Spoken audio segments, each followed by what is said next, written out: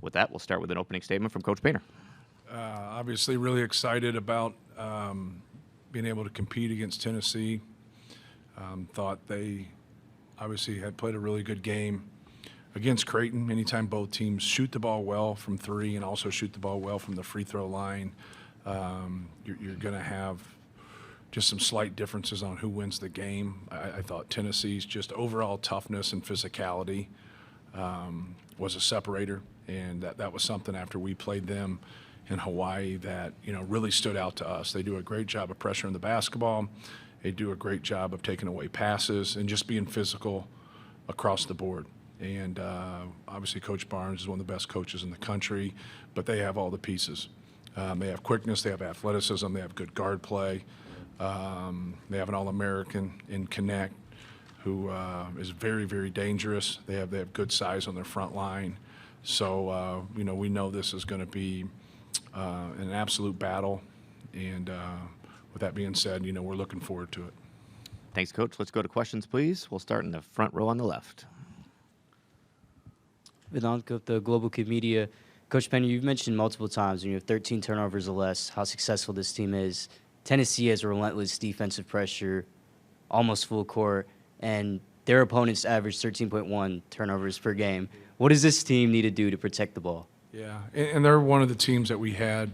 We're 6-4 when we have over, from 14 to 17 turnovers. 17 is the most turnovers we had this year in the game. So from 14 to 17, they're one of the teams that we got to win against. So we're 6-4 when we get above it. So it's not like we lose all those games. We still win 60% of those games. It's for us, it's being able to get stops, so we can push the basketball and kind of get the tempo. For them, it's scoring the basketball and setting their defense. It's the flip of it, right? So they do such a good job of setting their defense and then just getting into you. But it's just handling pressure. It's nothing that we haven't seen all year, especially the schedule we've played, just like they've seen everything. They played a great schedule. We've played a great schedule. We're both from great leagues. So we see a lot of things throughout the year. It's just going to be, you hope your defense is better than their offense, and you hope your offense is better than their defense, right? When it comes down to their pressure and what they're able to do, you've got to be able to pass and catch, but you also got to be able to just handle the basketball with confidence, but also execute. We run a lot of stuff. And whatever we're doing, just, simply do your job, make the right reads, make the right plays and right passes, but be aggressive. As long as you're aggressive, doing what we work on, things are going to work out for us. We'll stay on the left side here in the front row. Sam King, Lafayette Journal and Courier. Matt, I think it was about a few weeks ago, Tom Izzo said, don't judge your program on NCAA tournament success, but you know the deal. That's what you get judged on ultimately. Right. How big of a feather in the cap would this be if you're able to kind of get over that hump tomorrow? Oh, it'd be huge. It's been our goal to win a national championship. So we feel like we're halfway there, and we've worked really hard for it. We've had, like you're referencing to, we've had some disappointing losses in the NCAA tournament, and you want to rectify that. You want to use that as motivation. I think we've done that, and just keep playing good basketball. But not to take away, these guys up here. Not all of them have been here the whole time, but Zach has. We've been undefeated non-conference for 3 straight years. And one of the best schedules in the country. And then we won our league by 3 games in back-to-back years. And so for the people that compete, the players and the coaches, those things do matter. But the number one thing is how you play in the tournament. So we've played well so far, but, hopefully this is just a start for us. Fourth row on the right.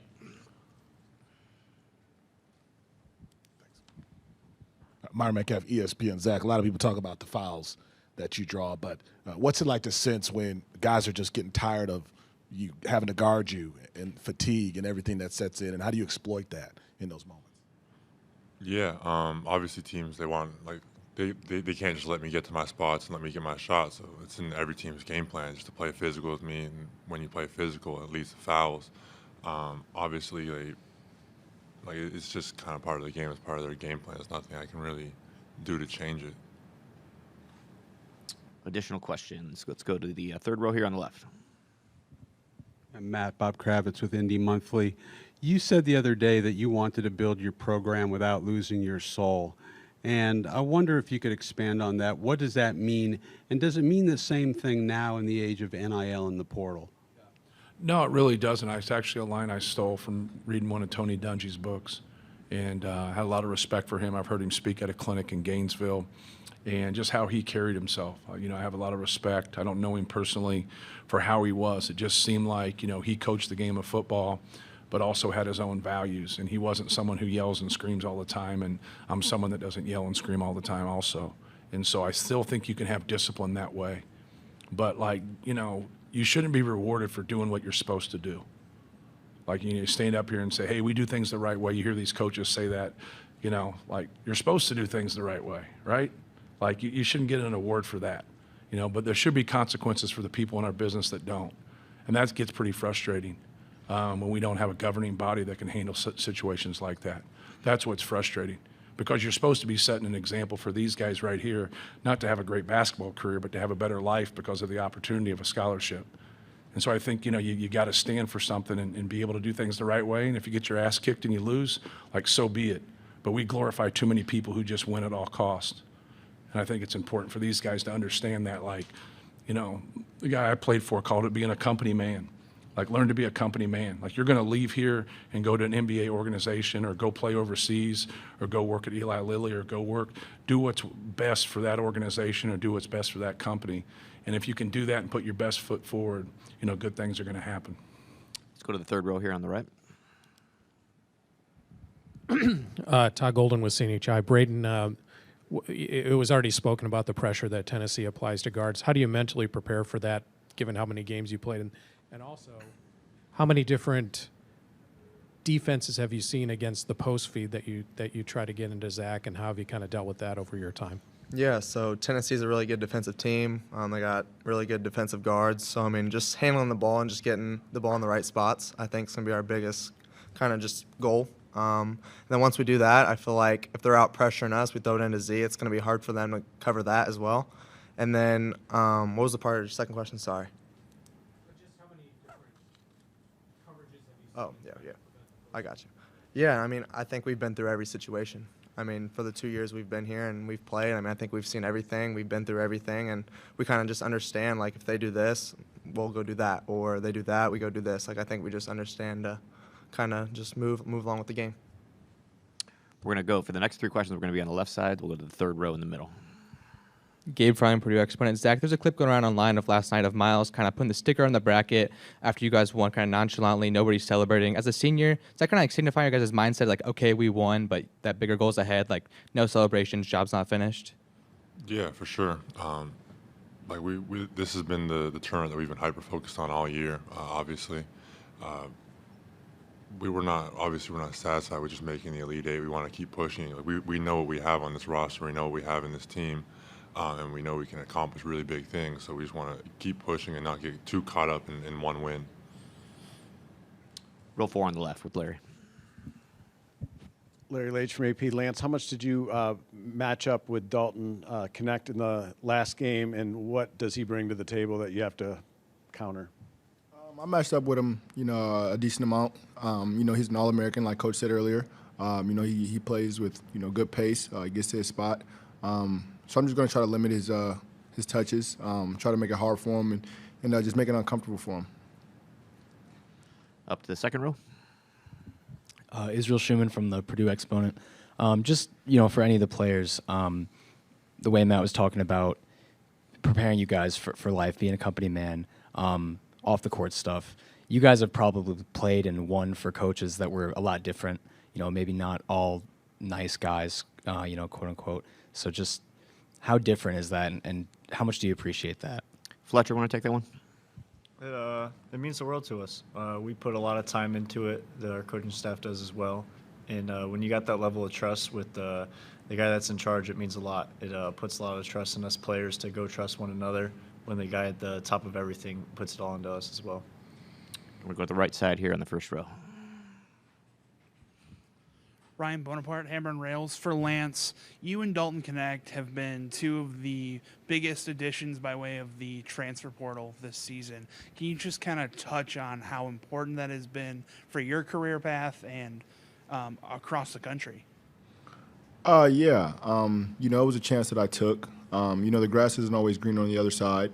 But, the way that these guys and, the coaches have accepted me with open arms has just made this experience so much easier for me. You know, I didn't know what I was going to expect coming into it, just because I'm a new kid on the block. But I mean, it feels like I've been here for all my 5 years, and you know, I wouldn't trade it for anything. I enjoy being with these guys every day. You know, like I told them, you know, walking in here, they keep me young. We'll go to the second row here with Joe. Joe Rexroyd with The Athletic for Braden. As you watch Zakai Ziegler play now, how different does he look compared to what you saw from him in Hawaii? Yeah, so I think he was just coming back from injury in Hawaii, so he was just getting a little bit of minutes restriction and stuff. So I think he's a lot more confident player now. He's playing like he did before the injury, and I just think he's a really good player. I mean, he's using that All-American level player, so I think it's just going to be tough trying to stop him and just trying to keep him in front of us. Back to the left side in the first row here. Vedant Gupta, Global Kid Media. Kind of going back to that company, man, for the players, you've got a maximum of a little over a week of the season left. If you think about the things that Coach Painter teaches you on and off the court, do any of you have a story that you'd like to share that's maybe a funny one? Who wants to start?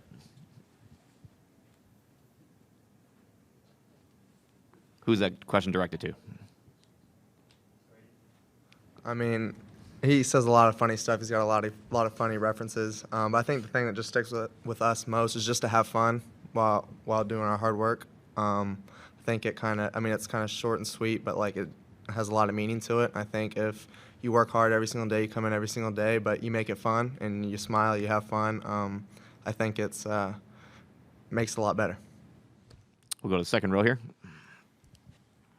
Brian Newbert from goldblack.com. Fletcher, you know, there's a perception out there that you guys shoot a ton of free throws. Zach lives at the foul line, and that's kind of why Purdue wins. But when you look at the games, a lot of the games where you've shot the least free throws are some of your best offensive performances of the year, most efficient offensive performances. Is there something to be said for, like, game flow and it not stopping and starting constantly? In terms of the offensive rhythm you get in?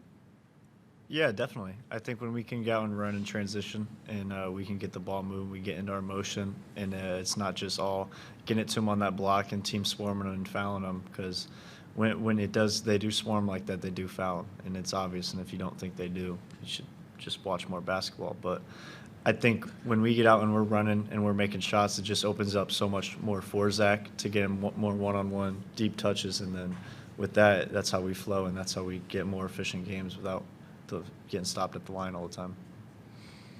Now we'll go to the the third row on the right. Yeah, David Cobb from CBS. For Fletcher and Braden, growing up with connections to the state of Indiana and understanding the history of this program, what does it mean for y'all to now be a part of this postseason journey and sort of be in the midst of a potentially historic situation for the program? Braden, want to start that one? Yeah, no, it means a lot, especially in Indiana. I mean, it's a basketball state, so, I mean, you just kind of grow up with it, and it's just always been around, and it's been good here. So, I mean, just seeing everything that Purdue has done through the years, and just, I mean, how good they have been, and just being a part of this, and hopefully making it 3 more games, and just experiencing that with these guys and coach. I mean, I think there's a lot of people that deserve it, and we work our butt off every year, and I think winning this would mean the most. Fletcher? Yeah, right now it's everything to us. It's what our minds are on 24/7, and to see kind of these last few years, kind of how it's played out and how much work these guys and in recent years have put in, it stinks. And you just want to get the program, the university, everybody over that hump. And it's what we want to do and what we're going to work hard as hell to do on Sunday. We're going to have 2 questions in the second row on the left. We'll start on the end. Yeah, Matt, just the way you guys have ran, you guys are kind of known as Big Man U now through the years. Where did that belief in running your program and your system that way come from, and how long have you held it? Yeah, well, just for me personally, Carl Landry was our best player when we got the job, and so he played 10 years in the NBA, and we circled around him, and then we had a 2-guard named David Teague.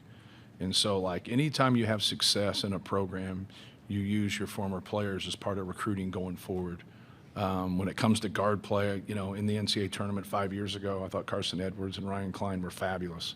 I think it helped us.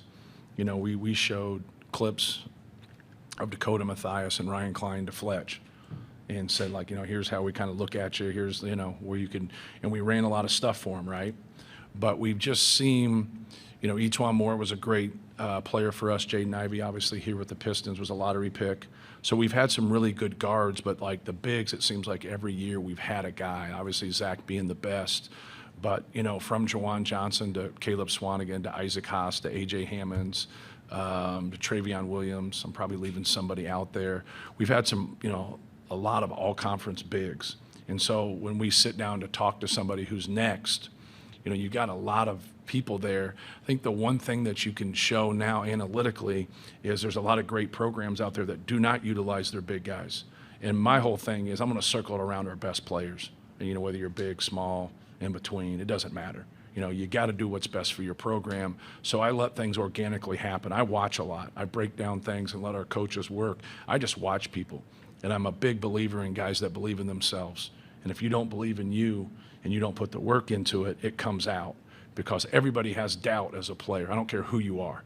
Everybody battles doubt.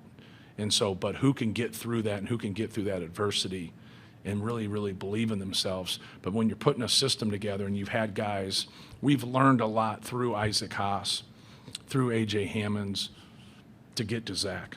You learn a lot. You learn how people handle them. You learn how people foul them. You learn how people double them. And then you just kind of build from that. But when you get to the recruiting piece of it, now you have a lot of data to show them and say, you will get the basketball if this is who you are. I'm not going to throw the basketball to someone who can't get the job done. All right. But if you can get the job done, then, we're going to get you the basketball. But it doesn't hold any differently for our program, no matter what position you're in. We're just going to circle it around our best scorers. And then that's basketball. A lot of people don't talk that way in recruiting. They tell everybody this is how it's going to work for you. Then they get there. Then things change real quick, right? They're going to still go with the best. They're going to do what I say, but they're not always going to say it. And that's where kids got to do a better job of looking through it and getting with trustworthy people. Because, now you want to be able to walk in there, and at Purdue, you're just on earning ground. If you earn it, you get it. But if you don't earn it, then nothing was promised to you. So now we still have a good relationship. We'll go to the other side here in the second row. Just a reminder, we have about 2 minutes left with the players. So let's prioritize those questions, please. Wes Rucker, 24/7 Sports. Zach, are you the kind of guy who wants to think of a game like this as just another game? Or are you someone who sort of likes, making it a big game in your mind because you think you'll play better? And why do you think you are that, whichever way it is? Well, it's not another game, so you can't treat it like that, obviously, but it's still just basketball. The rules are the same as every game we've played. Refs are the same. We've played this team before. Like it's still just basketball, but it's obviously a big game. We'll go to the right side here. Again, 1 or 2 more for the players. Matt, do you get a chance this time of year to self-scout very much to pick up on tendencies that you might be giving away to other teams? Does the tournament lend itself to that? Does it muck things up potentially? How do you kind of approach that? The reason I bring that up is on one of the post-game shows last night, I think Jay Wright said that a lot of the post feeds to Zach come in from one side of the floor. And I'm wondering if you give yourself the opportunity to look at yourself that way to try to figure things out. Yeah, well, the hardest thing to do and handle a post guy is be able to pass from the top because they don't know whether to come from the left or the right. And you're going to use the left block more with the right-handed player because he's more comfortable going over his left shoulder. So, like, the basketball people, like what he said was, it's obvious, right? You want a lefty on the other block, you want there. So if you have, Zach Randolph, or, you have Wayman Tisdale, you're going to the other block. That's, because they're strong, they're there. And that's the other thing that really comes into play is Zach's, grown into a really good passer. You want him to naturally be able to pass with his right hand. When he gets to the other block, he can still score and make plays. Like he posted up 3 or 4 times on the other block. But when they come on the double, that's where he opens up. So instead of passing across his body, he opens up, and then he looks at you. Because anytime you open up and you see it, now you don't want to see 2/3 of the court. You don't want to see half of the court. You want to open up and see the whole court because you can always turn back around and put your back to the defender and get your post move. But if not, then you need to pass out, and we do a lot of reposting. So that's all he was referencing, simple right there. He wasn't, giving any clues to everybody. Rick Barnes totally understands where they know what we're doing. Like they know what we're going to. It's kind of you're trying to show a lot of different ways how to do one thing. It's like we do a lot of different ball screens for Braden, and Braden can get a layup, Braden can get a pull-up, but Braden's also going to pass and try to manipulate the defense on what you're going to do. But we also run a lot of ball screen things to make you handle all that and stop all that, and then we're getting the ball to Zach. So it's not just, one screen, throw it in. But if you're going to allow us to do that, or we got somebody in foul trouble, we get real simple on you. We don't try to think what's going on. So at the end of the game, we call it killing the dragon. We're just going to go to if we see something and you can't stop it, we're going to go to it every single time. Like Cam made a great move and scored it. Then he was going to make the same move, and here I am yelling at him, and I probably should just leave it alone because it wasn't that bad of a move. He just traveled. But we had him on the hook. And when you got him out of the hook, on the hook, and you can get IK out of the game, you can get Anton out of the game, like those are big, big pieces for a team that only wants to play 7 people. So if you can get some people there, now they're not, you're getting in the bonus, you're shooting free throws, you're getting their backups in the game. And sometimes the backups are the same, but there's just a lot of positives there, and you're shooting from 5 feet, right? That's all the time we have for the student athletes, guys. You can head over to the breakout rooms. Again, those are off to your immediate right when you exit the interview room. We'll continue here shortly with Coach Painter for the next 15 minutes or so. Don't forget your phone. We'll get those name cards to your way as well. Okay, let's continue with Coach Painter in the back left. I'm sorry, back right. Ben McKee, 24/7 Sports. Matt, I'm curious what you've seen from Zakai Ziegler as you prepare for this game. Obviously, not on a minutes restriction this time around. Your perception of the biggest difference from him early in the season to now? Yeah, obviously, Braden mentioned it. He was coming off that injury and was on some minutes restriction. And, he's athletic, he's quick, he can break you down off the dribble, he can put good pressure on the basketball. He's one of the best point guards in the country, but he's a two-way player. You have to be a two-way player for Coach Barnes. You have to guard. Like that's a non-negotiable. And so we've played him multiple times. We played him in the Bahamas. We've played him in the NCAA Tournament. We've played him in Hawaii. So we've had a lot of experience of going against them and how competitive they are. But as Coach Barnes is point guard, like he's got to run the show, but he's also got to set the tone from a defensive standpoint and get into the ball handler and put pressure on the ball. So he's one of the best players in the country. Let's go to the second row here. Matt, just kind of going back to your comments on the coaching profession, just wondering, first of all, your relationship with Rick Barnes, and then also just kind of how you view his career from afar. Well, obviously he's hung in there for a long time. I don't know if I'll be able to match that in terms of years. But his teams always play hard. They always compete. And he reminds me of a lot of the guy I played for, to be frank with you. It's you know what you're getting, man, but you got to be ready to fight. It's not two-hand touch. It's tackle football, man. You got to be hooked up and you got to be ready to go. And if you do that, then you got a chance to win. Doesn't mean you will win, but if you don't, then you have no chance to win. But no, I got a lot of respect for him. He's a good guy. He's a good coach. I don't know him that well. We've had a couple conversations, obviously, when we played in Hawaii. But no, I got a lot of respect for him. Reminds me a lot of Coach Edey. Third row on the right. Hey, Coach, Edey Pels with AP. You talked a lot or a little today about not making promises that you aren't sure you're going to be able to keep. So, against that backdrop, I'm just kind of curious, what do you think of NIL and the world we're in now, where a lot of kind of promises get made?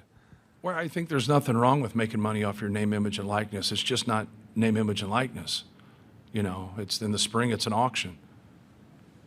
And so but these guys generate a lot of money, and there's nothing wrong with them, getting paid for it. And if that's their market value, then so be it. But they didn't do a good job of putting the proper guardrails on there. I don't think they're up against it. They're up against it. They simply don't win any court cases.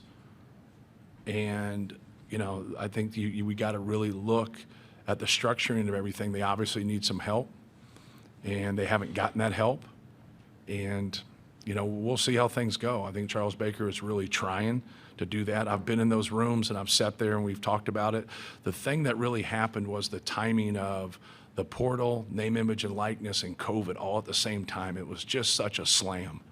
And now it was so hard for that. But, these guys generate a lot of money, and there's nothing wrong with them getting paid. But we got to figure out a system how to do this, but calling it something that it's not.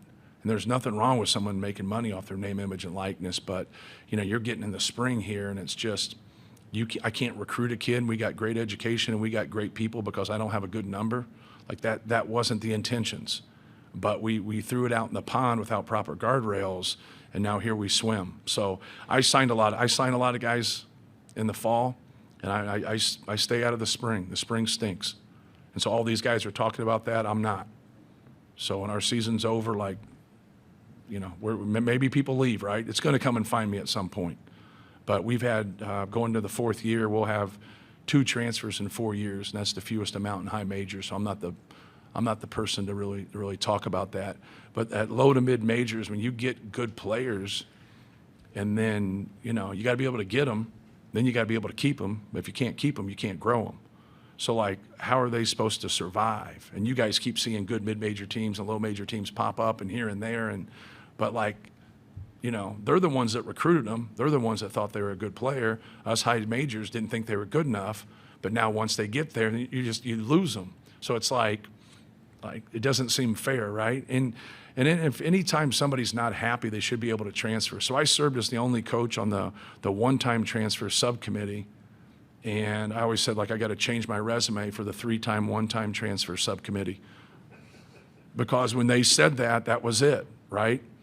They said when you use your one-time transfer. So what I thought made sense to it was not let somebody after their first year transfer and use their one-time transfer after that first year. After your second and third year, then be able to use that one-time transfer. Now it's they just keep moving. We've had a couple guys in our league that have already used it, and now there's no extenuating circumstances, and they're just going to transfer. Well, there's a lot of coaches last spring that were told, hey, those guys aren't going to be eligible. So they didn't recruit those guys because they already used their one-time transfer, and then they end up being eligible. And now they feel hold on now. We called the NCAA. We talked to people in power. They said, no, they've already used it, and since they haven't graduated, they can't now, be eligible. And then they end up getting eligible because they get a waiver, or they threaten to sue, or whatever they did. Each situation's different. So just a lot of confusement. I think a lot of times when you hear coaches such as myself talk, this doesn't affect me personally. It's affecting the masses, though. When you hear that, it sounds like sour grapes, but we just want an even playing field so we know how to operate. And then what you don't want is 99% of these kids aren't pros. But so many people getting scholarships, whether you get it through athletics or something else, really springboards you into a better situation in your life and your career. So that's what I always tell these guys. You're going to be a former athlete, former basketball player for 50 years. Think about that. Use this opportunity to now have a better life, not just a better basketball career, without stealing your basketball dream. And so if you can have that balance and that understanding and that perspective, then, you're beating the system. Because now you're a good basketball player. Now, you can use the brand of Purdue. But if you've jumped around with 3-4 schools in 5 years, you've been loyal to nobody. And now maybe you played better at a certain place, or you got more touches, or you got more shots. Well, what about, I'm not in this position without Gene Cady and Bruce Weber. Sorry. It just, my out-of-bounds plays aren't that good. But those guys looked after me. Those guys helped me. But I was a bad basketball player, and I stayed, and we stayed loyal. And now when I need someone to help me, they pick up the phone, and they've helped me, and I've gotten in this position because I've had a lot of help from Purdue people, not just in this job, but in other jobs.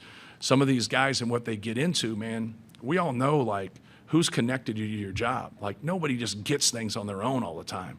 We have people that help you. And I always talk to our guys about, think about the success you've had. Now write down every person on a piece of paper that's helped you. I bet you need another piece of paper. We all need that help, and that's all I'm trying to do, is trying to make sure that these guys, and I've been on the phone with student athletes that are on these committees and try to talk to them and say, you want the freedom to do whatever the hell you want, and I just want what's best for you.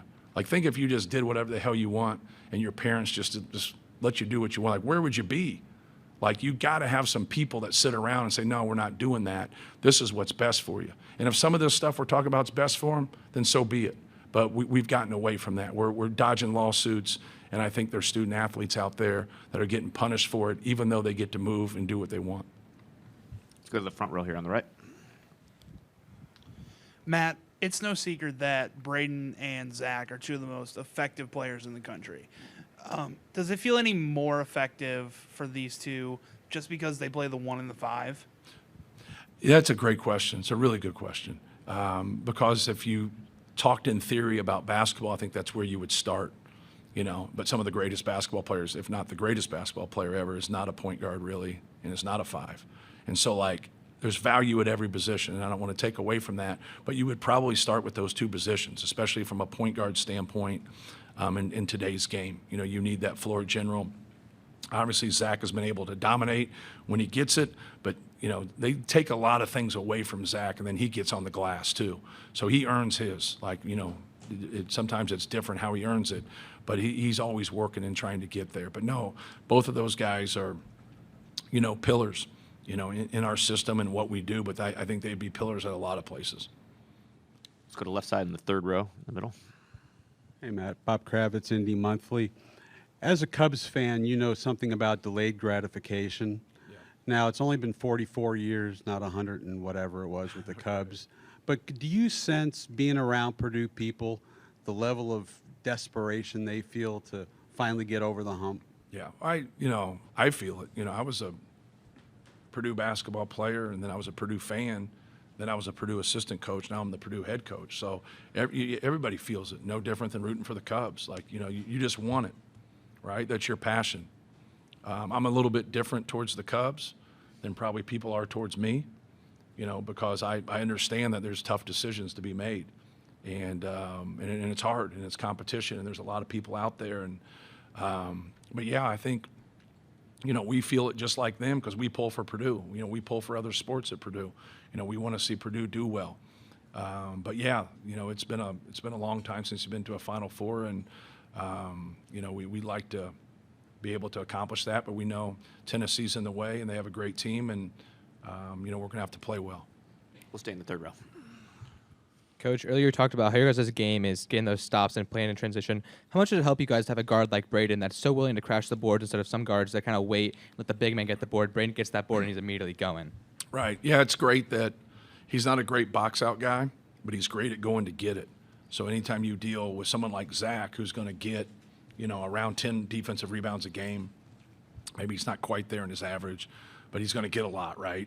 To have another player that that is quick to the basketball, that can get those long rebounds and push it. Because I always talk about, tough perimeter shots should be like turnovers. Because normally when someone takes a really tough shot, sometimes they can surprise their teammates. Sometimes the way the ball, gets off the rim because it's a bad shot or a bad 3 or a low shot clock play. Let's treat them like turnovers. Everybody seems to sprint when you see that turnover. So then you get that advantageous break, right? You get a primary break, whether that's 4-on-2, 4-on-3, 3-on-2, but you got to try to do that from rebounding too. So if you got the ball already in the hands of the person that you want to push it, so when he gets the rebound, we push it. When everybody else gets the rebound, they look for him. And he's done a great job of that for us in transition this year. We'll go to the third row here. Just time for a couple more guys. Hey, Matt, David Cobb, CBS Sports. What was your perception of Purdue basketball growing up, and what's been the secret sauce of 44 years with just 2 coaches for your program? Right. It's interesting because I grew up an Indiana fan. So most of my family went to Indiana, so I grew up an Indiana basketball fan. And then I rooted against Purdue.